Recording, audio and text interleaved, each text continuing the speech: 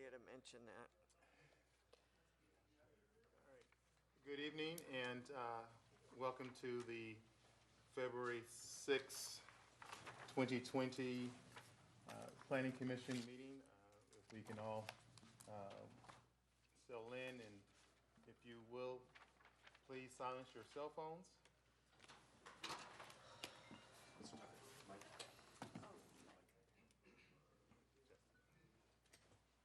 Testing. I will start over again for the viewing audience. Welcome again to the February 6, 2020 Planning Commission meeting. And before we get started, if everyone can silence their cell phones. Make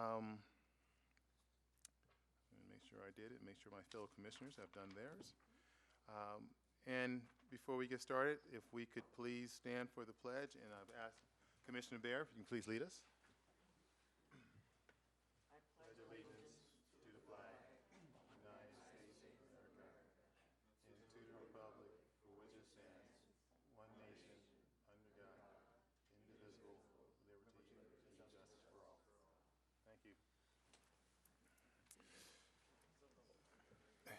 Next, if we can have roll call.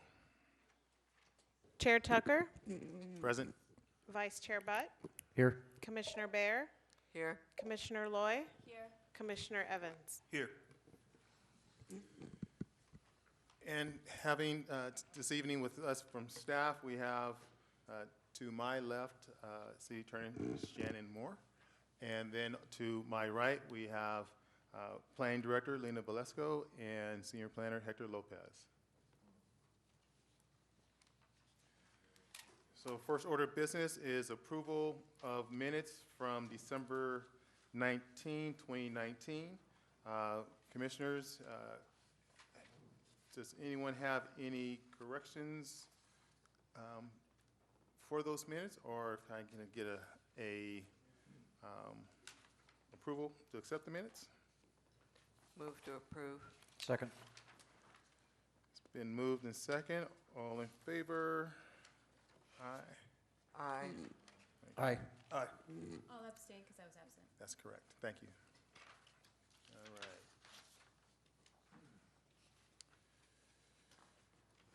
Okay.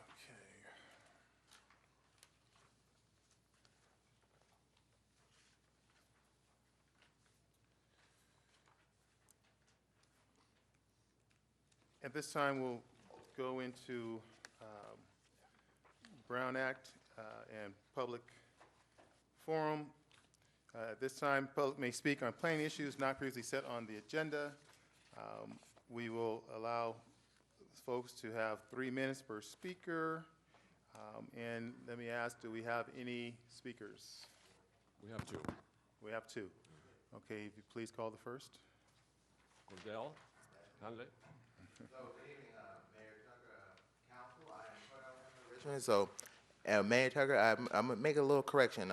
Lena is the Community Development Director, so I want to put that on record. So, let's do a little correction. Thank you. So that's one. Then number 2 is I seem to recall a few meetings ago when I was reviewing the video, and I said, because I felt bad for the Aspire folks to stay here, for them to stay here all evening. I said, that's not the proper protocol. And I said, because I feel that that is as a resident, I feel that we should have the most important, whenever there's like, you know, a school amendment that needs to be coming up. So they have to be moved up first, because that's just my opinion, because I feel that they should not have to wait here all evening for their item to be heard. So, and related to that, I did have a conversation with the president of Fairmead Hilltop Council.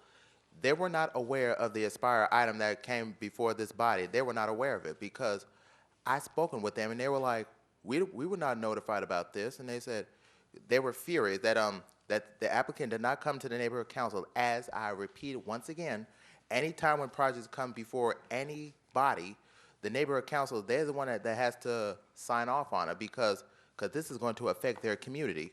They were furious that that the applicant was not notified. So when any time before any project comes to any body, the applicant first has to contact the neighborhood council president to see if they can be on their agenda, so they can talk about this, because as I caution you once again, projects come to anybody, it has to have the neighborhood council's signature and the letter of either support or opposition, because they were not aware of this project. And then that's two. And then the last one is, if you recall, a few months back when the Richmond Annex and myself, we were waiting to hear the item regarding the karaoke bar, and I said, again, following the protocol, should have been first, because there was another meeting that happened at the same time, and I was like, great, I just missed that one, because this is important that when we have neighborhood councils input on this, we have to be the first priority.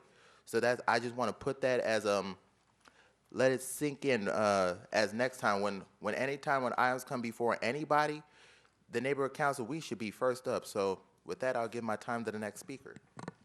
Thank you. Please call next speaker. Don Burke.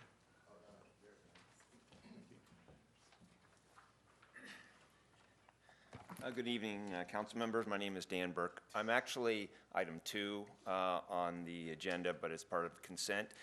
And I really wanted to come before without giving any discussion, but to thank Hector and Lena for their help in addressing this issue. We've had a non-final on our permit for a fair amount of time, and they've been very helpful in getting us to the point on having it finaled. And there was no need to have it discussed tonight from my perspective. So I just wanted to go on the record and thank them for their help. It's a multi-carrier cell phone tower that we built years ago, and really getting it final allows us to offer it up to future carriers, existing carriers, to co-locate on that, because it's very important for us to work with the city and have it as a clean hillside. That's the way we originally had it built. It's a tree phone or a tree tower, and it works very well where it's located, and it really has been very helpful in cleaning up the hillside on San Pablo Dam Road. So I want to thank them for the help in getting this permit final, because it's been important for our company to do that. So with that being said, I yield my time to the next speaker. All right, great. Thank you. All right, thank you for your time. Okay. Any other speaker? I have a question of staff. Regarding Mr. Hindler's point about notifying the neighborhood councils about items, what is the current practice? I know I often see the neighborhood council was notified and no response is received, or I see their response in the packet. So is that the practice? Yes. So Commissioner Bear, it's staff's practice that when we do the radius noticing that's required, we will also mail notice. In addition, on a monthly basis, we provide a project list to all the neighborhood councils of projects by neighborhood, which shows projects that are just pending and maybe aren't in the noticing process, so that they can also track and contact staff if they're interested on a particular item. So that includes projects that may not be coming to the Planning Commission, but the Design Review Board, as well as the Zoning Administrator. All right, well, with that, we'll close the public comment section and move on to the next item. And so I'll need some direction from staff on this one, because this is we're going to go to item 1, which is on PLN 19-265, Ocean Avenue Lot Line Adjustment Appeal. Chair Tucker, did we want to do the consent calendar? I think. Yeah, I guess we can get that out of the way. After we get the other one out. Before we move into the longer items. I don't anticipate. Okay. All right. So, is any? So, new items. We have item number 2, which is on consent. Does any member of the commission want to pull any items on consent calendar, or is everyone good? And I will say items designated CC on the agenda are considered routine and may be acted upon by one motion adopting the planning department's recommendation to approve conditionally approve or recommend approval to the city council unless a member of the public, the commission, or staff asks to remove the item to discuss it. Such actions shall be deemed satisfying any public hearing requirements so long as no one wishes to speak on the item. Before the consent calendar is adopted by the commission, no item recommended by staff or denial will be placed on the consent calendar. And this item is not appealable. So if there are any questions, comments, concerns regarding item number 2? I am going to recuse from, I guess, the consent calendar vote. My family has property that is affected by a zoning cleanup, and just to be safe, I want to not participate in the vote. So I'll go into the back and come back out when you guys are done. Wait, that's item number 2. Yeah, the zoning ordinance cleanup is not. Oh, okay. Sorry, I thought it was. It's just item 2, sorry. Okay, that I can vote on. It says 2 items for the consent And calendar. that's why I want to do the first item first. Oh, I think it refers to item 2. I jumped the gun, I Not apologize. 2 items. Oh, I see. So I know, right? It's a new year. So with that said, for consent item PLN 19415, CUP amendment of PLN 11-605 for a WISE facility. Hearing no commissioners wanting to have further discussion around the item, I will entertain a motion to accept the consent calendar. So moved. Second. It's been moved and second. All in favor? Aye. Aye. Aye. Opposed? Hearing none. Consent calendar approved.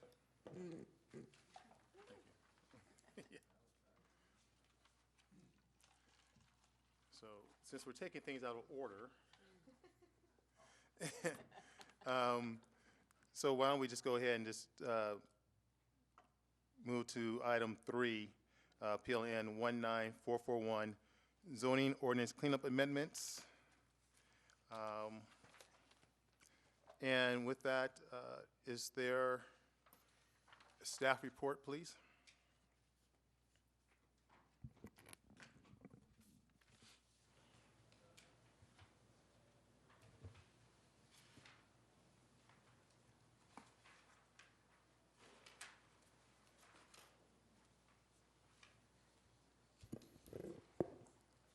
So, good evening, Commissioners.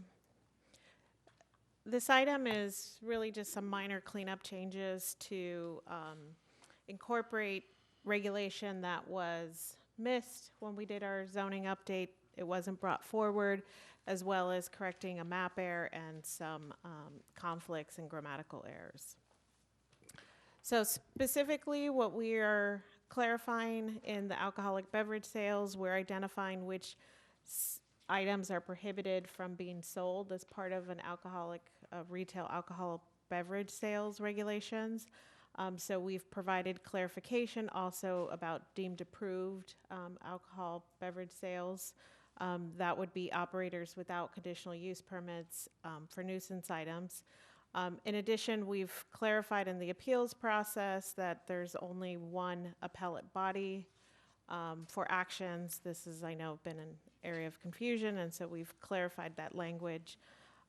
In addition, with the residential land use regulations, we've clarified certain lot sizes are required in order to build the duplex use on lots. So that's proposed, as well as in the commercial land use regulations and industrial regulations, we've added parks and recreation land uses with certain limitations. And then we've identified a zoning map error. A property that had a single-family home was shown as Parks and Rec, and we've corrected that to show portions of the lot as Parks and Rec and the other portion as single-family, low-density RL1. The project is exempt from CEQA in that it's not considered, or the ordinance is exempt from CEQA in that it's not considered a project, as it does not have the potential to create a direct physical change to the environment. And so that's the recommendation. So staff is recommending we hold a public hearing and adopt the draft resolution 20-02 recommending the proposed amendments to the City Council. And we're happy to answer any specific questions. Thank you for that. I guess first let me ask, are there any speakers on this item? Can you please call the speaker so we can open up public hearing? Cordell, Kindler.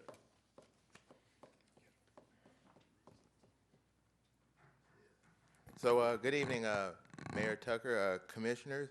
I'm ready to start the clock. So, I think I was looking at this map, and I'm thinking that it is good. I like this so far because if you recall, several months ago that I had brought up a matter regarding a certain liquor store, and I think this falls under the scope. And so, my concerns was regarding how the language is a little bit different. So I'm like, I think this sounds interesting because it's like, because I've spoken with the Richmond Village Council, and this is one of some of their concerns regarding the alcohol sales of in front of 7-Eleven. I say this is, and I think this falls right under the scope. So I'm looking at this and I said, I think this is sounds like a good project, this mapping. So I like how it's all outlined and you know, like the hours of operations, lighting, security cameras, all that stuff. And I said, I think this sounds like it sounds good to me. So I'm just asking for it. Let me see if I can find the how this procedure will go. And finally, let's see. Oh yeah, here it is, the resolution. So my prediction is I would say I would see all ayes across the board. That's all.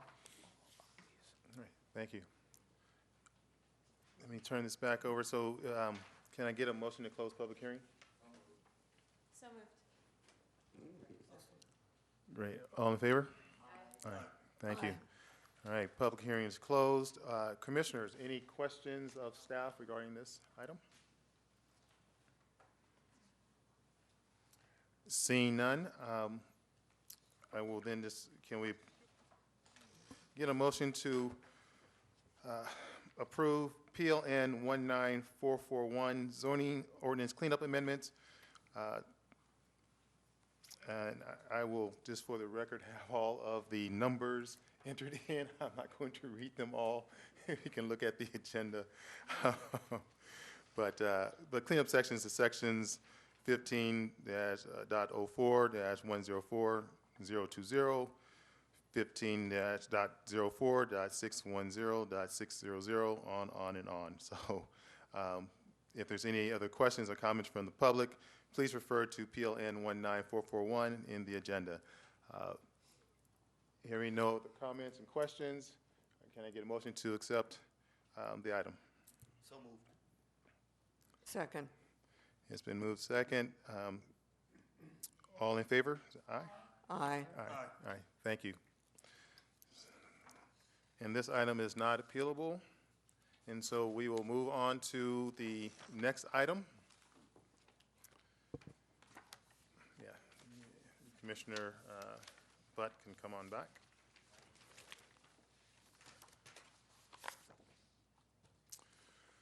Okay, so the next item is a holdover item, PLN 19265, Ocean Avenue Lot Line Adjustment Appeal. The hearing is to consider and appeal the zoning administrator's decision to conditionally approve a lot line adjustment involving 4 vacant parcels on Ocean Avenue, south of Western Avenue. And so when we met last, it was held over to satisfy 2 requests from both the public as well as commission.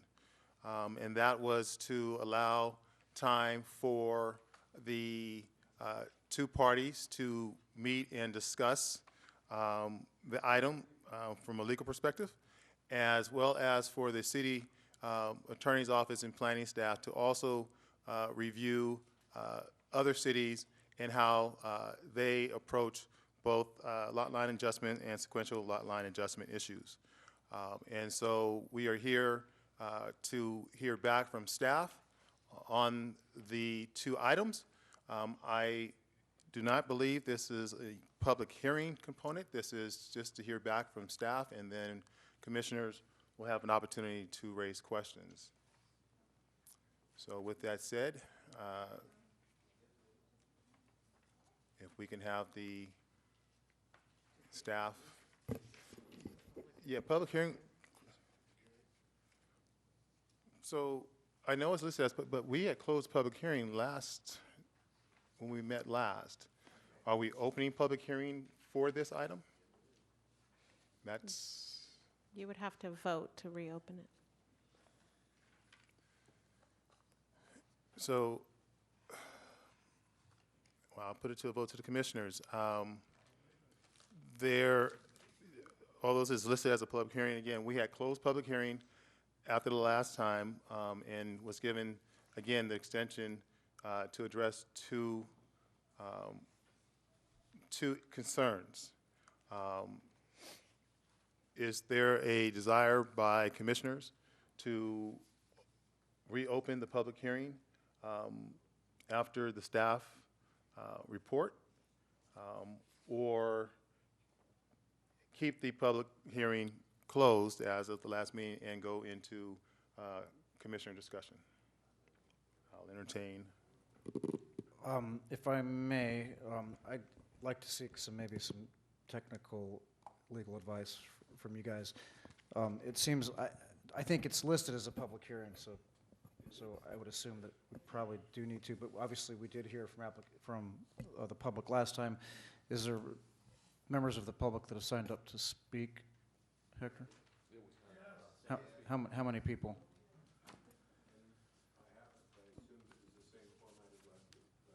Hold on a moment. 6 people, and at 2 minutes apiece, 3 minutes apiece? It's a holdover. Okay, I mean, it seems like we might as well let them speak. They came here. I wouldn't mind hearing them since they're here and want to speak. And it would be good to refresh my memory. Okay. So someone make a motion? Someone make a motion? Do we need to make a motion, or is it just so we follow the format? You need to make a motion, because it says it's a holdover item. I mean, the hearing was closed last time, so you can just make a motion To reopen the hearing? Okay, I'll move to reopen the hearing. I'll second. All right, it's been moved and second to reopen the hearing for PLN 19265, Ocean Avenue Lot Line Adjustment. All in favor? Aye. Any opposed? Aye. Abstentions. So we will reopen public hearing on the item, but if we first have the staff report. So just to refresh the commission's memory, the subject lots are located in the Point Richmond area neighborhood between Western Drive and Ocean Avenue, really close to the bay. On December 19th, the Planning Commission voted to continue the item to February 6th to allow the staff and the appellant's attorney time to meet. A conference call was scheduled. However, it was decided by the appellants that they would prefer a written response, and no meeting was held. The response is included in the packet, as well as today we received some communication by their attorneys, which is also provided on the yellow sheet at the dais, and copies are also available at the table. In addition, one additional comment letter was also received by the city clerk's office, and that's also been provided. So we did attempt to meet, but no meeting was held, but questions were submitted by the appellants, and those were answered by the city attorney's office, which we can summarize. In addition, the commission asked staff to research how other jurisdictions handle sequential lot line adjustments. And so in our findings, we surveyed the city of Concord, Oakland, Fairfield, Fremont, Emeryville, Berkeley, Hayward, San Jose, and Vallejo. And in some cases, we're able to speak to staff, and they said that they have done lot line adjustments for several of those cities, but most said that they hadn't encountered. However, their ordinances don't have any written prohibitions on it. They did say that it would also take several months in the cases where they were handled by the cities of Concord, Oakland, Fremont, and Fairfield, that it would typically take several months before the second sequential lot line adjustment was submitted because the first one is required to be recorded. There were we did confirm that the Santa Clara County as well as the city of Arroyo Grande, they, in their ordinances, do have a holding period, so a period of 5 years that a property owner would have to wait before they would submit a second lot line adjustment. So it didn't have an overall prohibition, but did have a waiting period before a second application involving the same properties or lots could be submitted. And here's the example of Santa Clara County's ordinance. Napa County has an ordinance that allows sequential lot line adjustments, and their ordinance specifically does state that it's allowed. And here's the language. So lot line adjustments shall include sequential lot line adjustments in which parcels which have been previously adjusted are subsequently readjusted, provided that the prior adjustment has been completed and resulting deeds recorded prior to the sequential lot line adjustment application being filed. So they were one of the anomalies that actually addressed them specifically. And there was just a question too as to whether or not the lot line adjustments and potentially sequential lot line adjustments would be subject to additional CEQA review. And specifically in the CEQA guidelines, section 15305, minor alterations and land use limitations consisting of lot line adjustments not resulting in the creation of new parcels are exempt from CEQA. There is no development proposed as part of these lot line adjustments, and so development would be speculative, and it would be not required for us to analyze at this time. So staff's recommended action is to, hold the public hearings and then deny the appeal, adopting resolution 1942. And we're happy to answer any questions. Thank you. Commissioners, any commissioners have questions of staff on this report? I have one question on the letter from City Attorney Goodmiller. I think it's, what is it, the sixth Attachment 6. attachment. And he says on the 3rd paragraph down, the last sentence, approval is mandatory. Do you know what he means by that? Sure. So if you look at our lot line adjustment ordinance, I can pull it here, but section 15.04714.050 B. So the zoning administrator shall approve a lot line adjustment application if on the basis of the application, plans, and materials, the zoning administrator finds the adjustment conforms to a specific section, and then he or she would have to make 3 specific findings. So that was written, it was mandatory because of the shall language. Okay, so basically, if I understand it correctly, the city has, and the state has rules about this. If they're all followed, there's really not, it's not a decision that's sort of up to the discretion necessarily. It's either got to be approved or not. Yes, based on the language of our ordinance. Okay, and that's coming straight from Bruce Goodmiller and the attorney's office. Well, Right? I drafted the letter. Oh, you but, did, okay. I thought it was from Bruce. Well, it's in. Oh, I see it's he's- signed by he's you. the city Okay, attorney, okay. Gotcha. but yeah, we consulted, yes. Yeah. It's our office's. Okay, sorry about that, Shannon. No, that's I fine. do see that now. I just saw Bruce's name at the top. Oh, no, that's fine. Can I ask a follow-up question, Chair Tucker? Or Andrew Bett, or Vice Chair? Yeah, go for it. That's all I got. So, thank you, that would have been my question. And then I'm going to ask a question that I think I know the answer to. So, there was some information that was on the dais for us to read, one of which seems to be from one of the attorneys, the attorney for the appellant.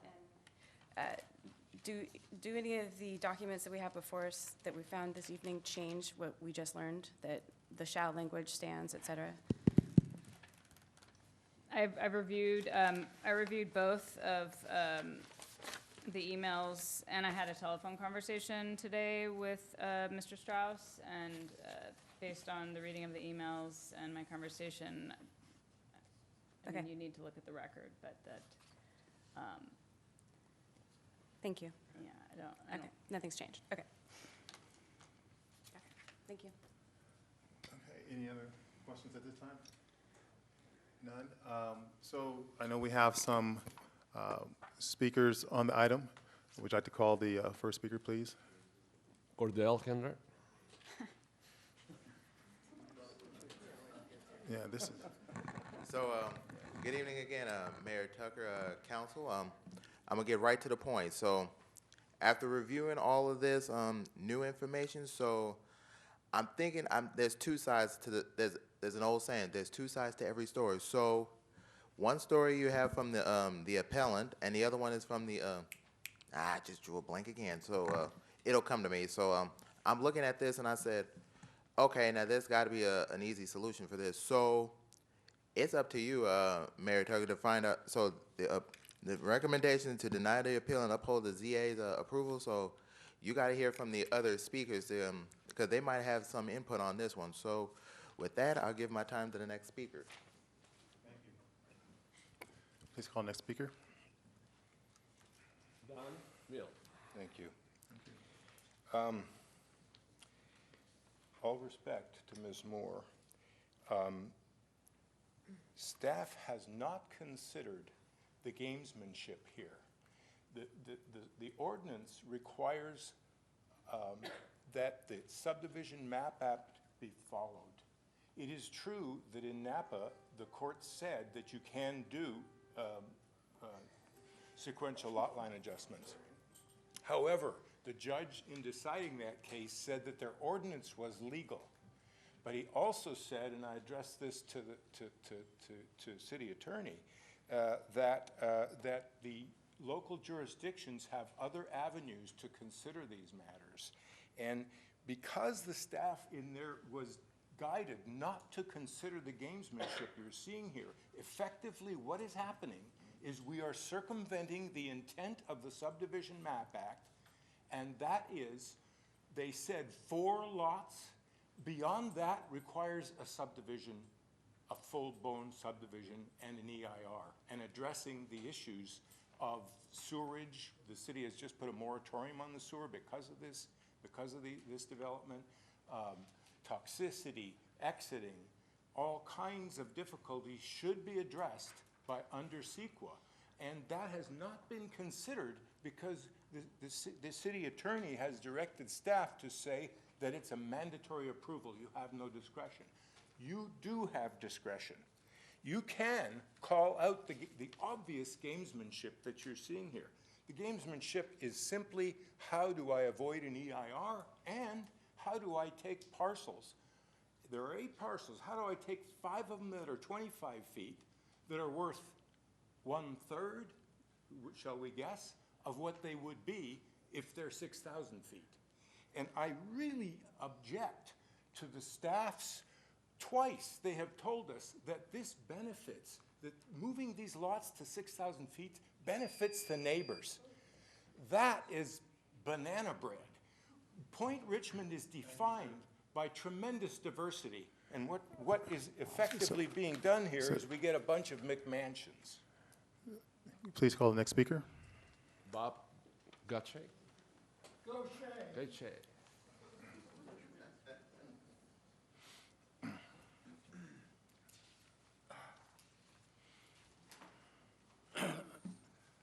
With regard to the original intent of the buffer zone to the Chevron properties and the danger that that could force upon any new residents, my view is that it's not a matter if another refinery explosion episode occurs. It's only when another refinery episode occurs in this area. Since 1989, there have been 8 explosions, fires, or large-scale flare-ups around here and on the San Pablo Bay. 2 were in Tosco, and that resulted in deaths, 1 each at Shell and Unocal, and most recently at New Star at Crockett. 3 have been at Chevron Richmond. One of those sent, according to the newspapers, more than 1,700 people to emergency rooms because the wind blew the wrong way. There were 5 deaths at Tosco Martinez explosion. It doesn't seem smart for the city of Richmond to expand residential houses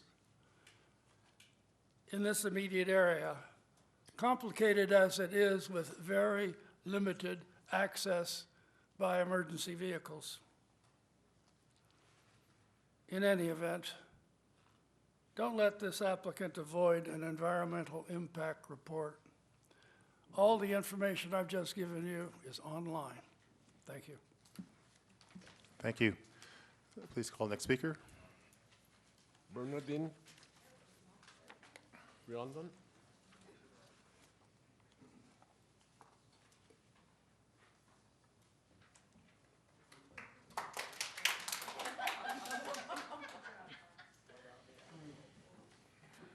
Hello, Commissioners. Thank you for hearing us. I wanted to make sure the grant deed was submitted into the record. I'm not sure if it has been, and I'd like to take this opportunity to see that this is part of the official record. And I also want to read a letter that was written by Doug Williams that I would also like to have included in the record. And he says that the report submitted by Front Street Partners does not indicate that any site-specific evaluation of soils or groundwater has been undertaken by Front Street Partners or Forstyle Oil and Gas. The report facts surrounding claimed toxicity and pollution of land does not reflect actual conditions at the property, but attempts to infer conditions from circumstantial evidence, such as from remote monitoring wells. Chevron's strong assertion in the grant deed, as quoted above, that the property may be polluted and that testing is strongly advised, is a far more powerful indicator than the new owner's assertion that the land is not polluted.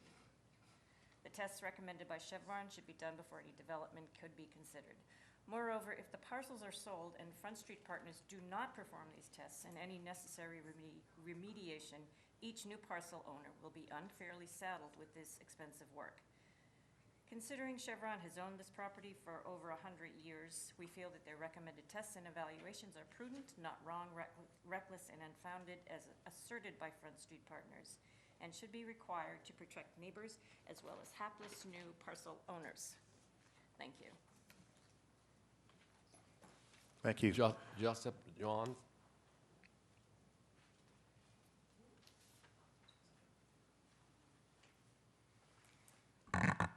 Good evening, Commissioners. I'm Joseph John, 770 Ocean Avenue. I play soccer with my grandchildren in this park. We call it Chevron Park. You know, Chevron is a multinational company.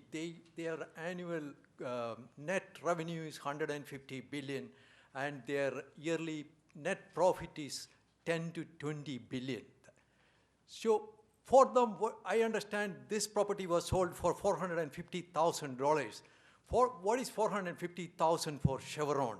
If at any time Chevron approached the neighborhood, they would have definitely paid this $450,000. Even now they are willing to pay that $450,000. Something went wrong here. The market value of this property is about $6 million. So in 30 days, within 30 days, a shell company was formed, and in that 30 days, it was transferred to an external entity. So something is wrong here. So my request is that you should do everything possible so that this habitat, this park is maintained for the health, wellness, and happiness of the neighborhood for years to come, rather than giving it for a private party to build concrete buildings and make profit. Thank you. Julie Alexander. Hi. lived at 855 Ocean for 38 years, long time. And I've seen a lot of the changes. Like most of my neighbors, I believe this is probably, our homes are our biggest assets. And we expect to probably leave there in a box. But with this new venture going across the street, I live downhill from it. So potentially, there's already been one flood at my house when a water main broke. East Bay Mud didn't cover all of the expenses. I had to take on a lot of it. The house above me burnt to the ground. Fortunately, the two people, they managed to survive, but emergency vehicles could get there. I haven't heard anything mentioned about the narrow streets. There's a lot more population density there now too, so even cars getting through. Just recently, when there was construction down the street, I work in the city, I go to BART. I had to wait 10 minutes for them unloading construction materials. Imagine, you can see we're not spring chickens anymore. If the ambulance or emergency services had to get through there, if there was constructions, it might be a bit of a problem. In addition, so my main concerns are infrastructure, understanding that the tax basis would be good for the city, quality of life, as the gentleman described playing soccer with his kids, and safety. I think I've addressed some of the safety issues, and we've mentioned sewers, we've mentioned hazardous materials. I'm a pharmacist, I'm very aware of hazardous materials. I manage 2 hospital pharmacies in the city. So it's very clear to me that there are potential issues here. I did look at the webpage for Foursquare. It's very basic. They're very excited about owning property in the Bay Area. I assume that's it and developing it. But the price is pretty peculiar. We talked a little bit about the EIR. I mean, it's so obvious. Why would you not do 5 lots versus 4 lots when the old 1910 map is 12, 20? It's huge. So even though they're tiny lots, something's fishy. That neighborhood there'd have to be a lot of changes to infrastructure to be able to support the construction and the ongoing folks living there. And I highly recommend you look at this a little bit more thoroughly, because there are people that have invested in the community, that have been upstanding members of the community, that are paying taxes, obviously we pay more, and why aren't we being considered? So that's why I'm here tonight. So thank you for listening. I appreciate the time. Thank you. Doc Williams. Already? The Planning Department, and by extension, you, the Planning Commission, assume that these are valid parcels. However, these parcels were created before the Subdivision Act and therefore need to be grandfathered in. If you accept the lot line adjustment, you have implicitly granted them grandfather status. We are concerned that the approval is being approved without recognizing the unique attributes of this property and should make it subject to the Subdivision Act. Normally, a lot line adjustment is administrative. Underlying assumption for this is the Subdivision Map Act is that the necessary planning actions, which are called design and improvement, were done when the parcel numbers were assigned. The intent is to manage issues that infect the entire development. However, the subject parcels were created prior to the Subdivision Map Act, have never been improved, and have not been subject to the Map Act requirements. The Act provides for critical components of the necessary planning that would not otherwise be done. This includes like land use. It is not clear the intended use of housing development is appropriate considering the other constraints. Circulation, there's currently about 57 residences in the loop that are restricted by having to pass through the intersection of Main and Western. Additional traffic from new construction and from new residences would make this untenable. Safety, the only access to this neighborhood is through the intersection of Marine and Western. In case of any emergency, such as at the Chevron refinery, which is across the street, or the Long Wharf, which is next door, all 57 households, not including any new additions, must exit through the same intersection while emergency vehicles are attempting to gain access. 8 new households would be an increase of 14%, which is just not acceptable. The grant deed for the sale of subject properties from Chevron to Forestar describes potential environmental hazards that are likely from construction at the site. Although Chevron may be sufficiently large to accommodate the full impact of the finding of toxic soil and contaminated groundwater, it is unlikely that Forestar or their successors could, especially if sold to individual buyers, such as appears to be the intent.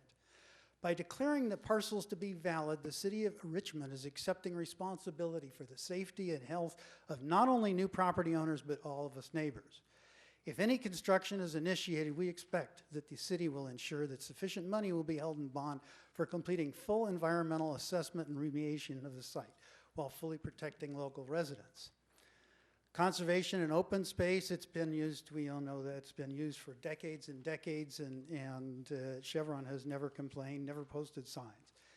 Municipal services, there's no existing sewer or water connections. Normally such services are subject to review under a subdivision site or specific plan. As the discussion above only touches on some of the issues that are normally considered under the Subdivision Act. Approval of a lot line adjustment is therefore not appropriate. If a lot line adjustment is approved, neighbors will revisit these issues at each new development proposal to ensure that these important considerations are addressed. Thank you for your time, sir. Note that if the Planning Commission and Department does not address these issues now while the planning stage, each hapless buyer of these parcels will be unfairly disadvantaged. Thank you for your time. Avoiding that is the whole point of the Subdivision Map Act.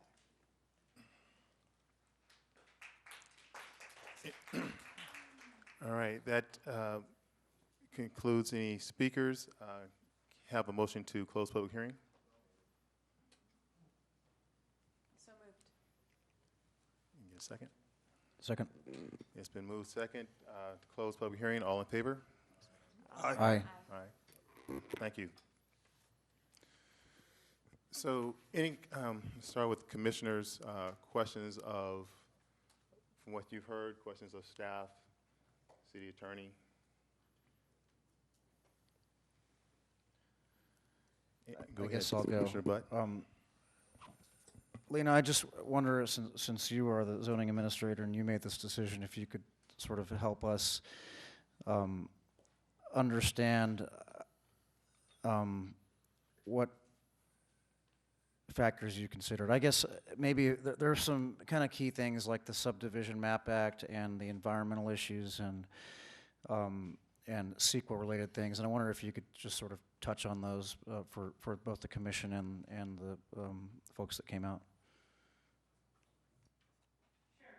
So when an application comes in, we look obviously to the ordinances that are in place, and so the lot line adjustment ordinance does require that certain findings be made, and a lot of it deals with that the new lots will conform to the zoning.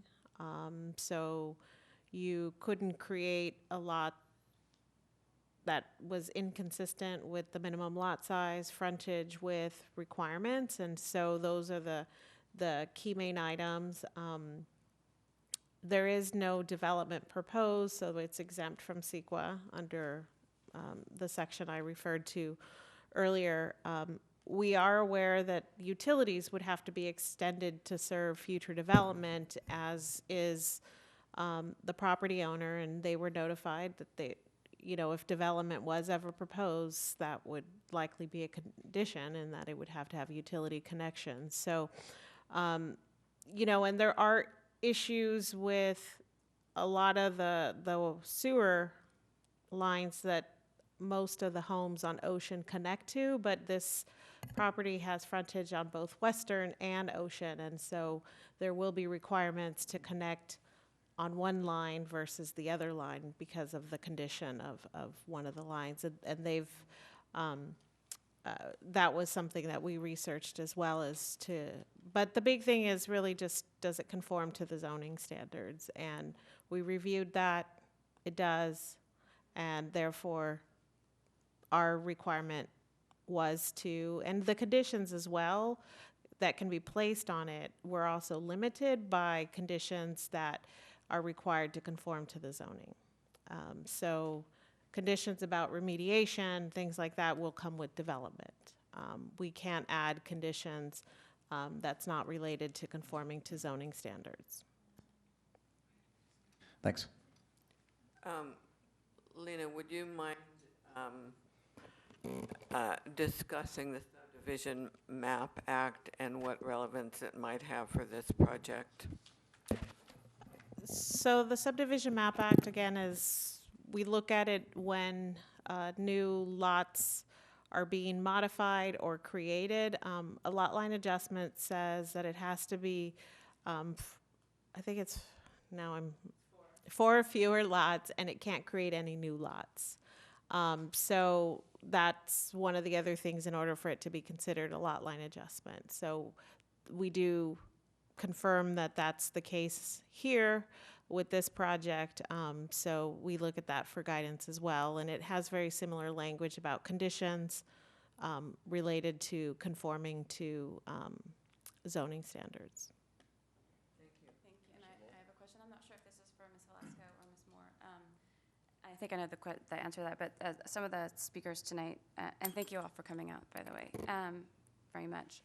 Some of the speakers tonight mentioned the historical ownership of Chevron, and ideally that entity would be held responsible for remediation in the future, but my understanding is that that's not who owns the property now. Is there any legal recourse to go back? That it doesn't feel like there is, but I wanted to just see if I'm missing anything in the documents that in front of me. So I think one of the things that we would look at, that if there's a potential with future development, we can require a phase 1 study. If the phase 1 determines a phase 2 may be necessary, then there is an opportunity for a responsible party to be identified through these historical records. And so from there, we would work with the appropriate agency, whether it's the Water Board, or the Department of Toxic Substances Control, depending on what is found on the site. One of those agencies would have oversight regarding a responsible party as well as cleanup. Thank you.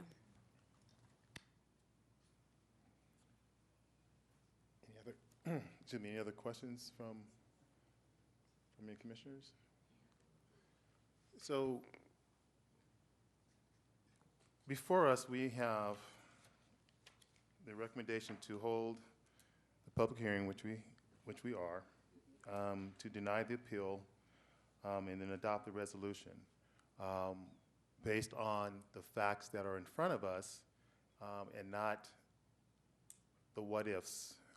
And while I understand down the road there could be development, there could be a lot of things happening on these parcels, but we just don't know at this time. And as a commission, we have to look at what's in front of us, what the facts are in front of us to date.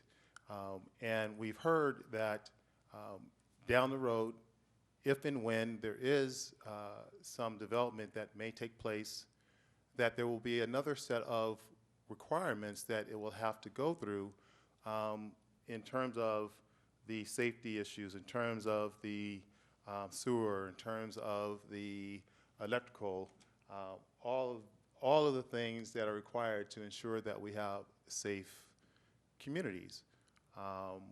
But again, that is down the road. I, for one, don't have a crystal ball to make an assumption on, I understand there is some history. I've lived in this community for many years. I understand there's some history, and there's trust and there's distrust. And I recognize the concerns of the community. But again, I've heard my commissioners speak. You've asked some really good questions.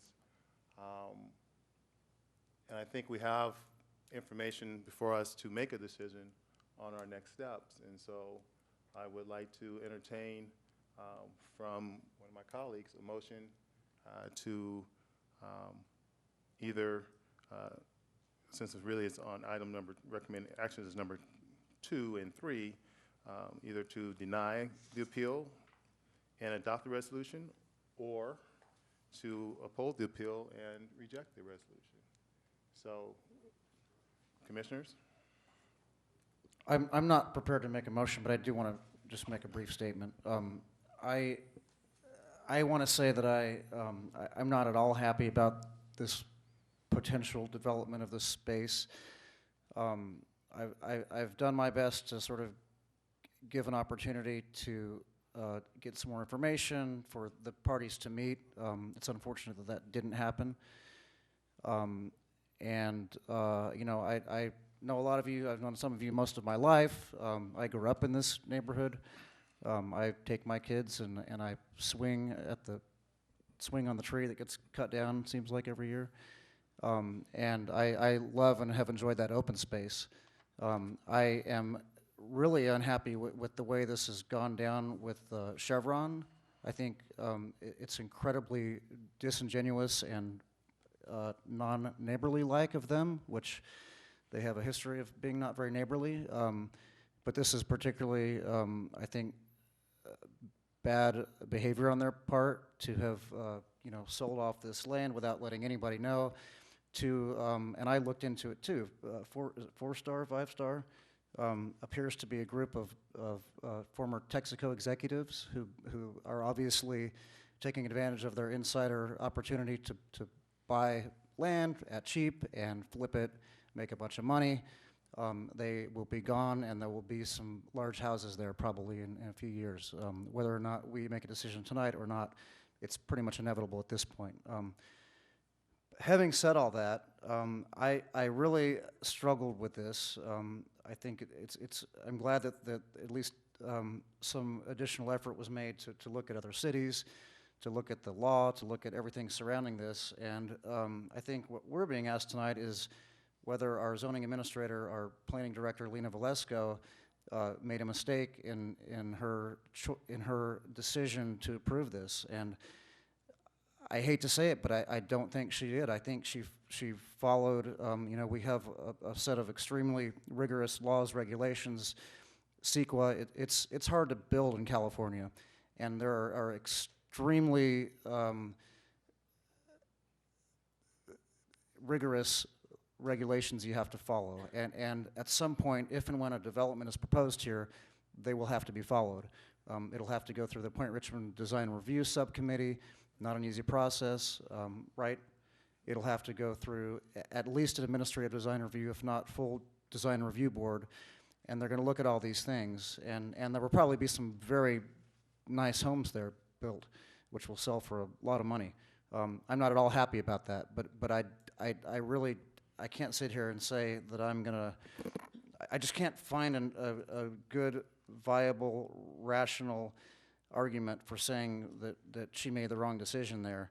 I think everyone here followed all of the steps that are laid out. I think it's really unfortunate that the city hasn't looked at addressing these issues like obviously some other cities have, but they haven't. It's not there. There's absolutely nothing that I feel like I can grab onto, and I really want to be able to grab onto something. So that's kind of my piece. I'm not going to make a motion, and I'm not sure I'm even going to support this, but I just I'm inclined to not overturn Lena's decision. Commissioner Budd, thank you for your comments. And again, as commissioners, we, you know, like I said, we live here. We look at what our community is going to be down the road, and we want to ensure that staff follows all of the appropriate guidelines that are laid out in front of them. We also know that there are times when if the rules don't exist, that is something that the council and others need to take up down the road and figure out how to address this should it come up again. But again, that's down the road. And so tonight, we have to deal with the fact that there appears to have been due diligence on behalf of the city to find that the efforts taken have been done right. And we hope, again, if and when development takes place on these parcels, that the owners follows the right guidelines. They're very open with the community in advance and not when it happens, and in advance so that there is true community participation in this discussion. So with that, if I can entertain a motion.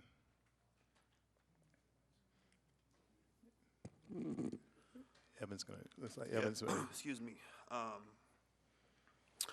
I move to approve the staff recommendation that the Planning Commission deny the appellant's appeal and uphold the conditional approval by the zoning administrator of the lot line adjusted PLN 19-265.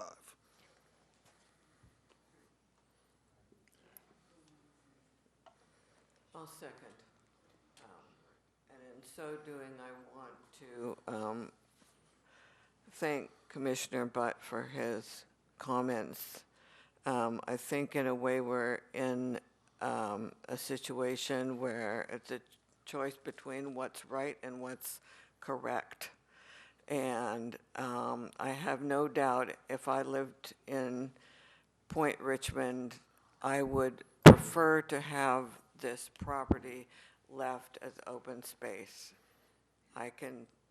People have raised a number of good points, and even just by looking at the map, you can see that, it's a value to the community to have open space in that location, and clearly it's being used by nearby residents. I think the history of this is very unfortunate because if this could have been corrected, it would have been decades ago. But I agree also with Commissioner Butt that her assessment of the appeal under the current circumstances is correct, and that the legal input that we've gotten is correct, and we don't really have any grounds to deny this. So I will vote to uphold the staff recommendation. So it's been moved in second.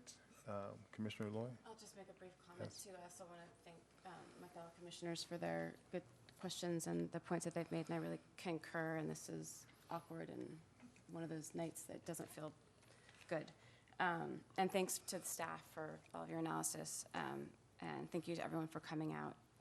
I've been trying to find something to hold on to but I also firmly agree that we're in a tough bind, and that our Ms. Velasco has not made any mistakes in her analysis, and we are where we are with our current ordinances. Yeah. Thank you. So it's been moved in second. All in favor of the recommended actions to deny the appeal and adopt resolution number 19-42, affirming the zoning administrator's conditional approval of the lot line adjustment. All in favor? Aye. Aye. Aye. Aye. Opposed? Abstentions? I'm going to abstain. I know it may be a little cowardly, do? but I Just- as I mentioned, I can't in good conscience vote to overturn the zoning administrator on this, and I cannot in good conscience vote to see this land developed. So I'm going to abstain. I like that vote. And with that abstention, we still have a majority of the voting body, and so the recommendations passes. So with that, that concludes the item, PLN 19-265. That's the problem. You had discretion, and the city attorney did not let you know what it was. Okay, thank you. So, if you can take your conversations out, again, we can continue our business at hand.